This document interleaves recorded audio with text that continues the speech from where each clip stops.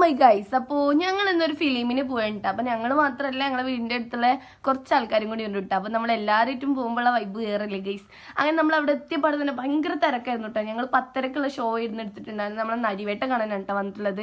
കാരണം നമ്മൾ ഫേവറേറ്റ് ആയിട്ടുള്ള ടോവിനി ഉണ്ട്, അതേപോലെ തന്നെ നമ്മളെ വേടനുണ്ടെന്നൊക്കെ പറഞ്ഞിട്ടുണ്ടായിരുന്നു കേട്ടോ. അപ്പോൾ ഭയങ്കര എക്സൈറ്റഡോടാണ് ഗൈസ് വന്നിട്ടുള്ളത്. മൊത്തം ഫുള്ളായിരുന്നു കേട്ടോ. അങ്ങനെ ഫസ്റ്റ് ഹാഫ് അടിപൊളിയായിരുന്നു, അതിൻ്റെ പാട്ടൊക്കെ അടിപൊളിയായിരുന്നു കേട്ടോ ഗൈസ്.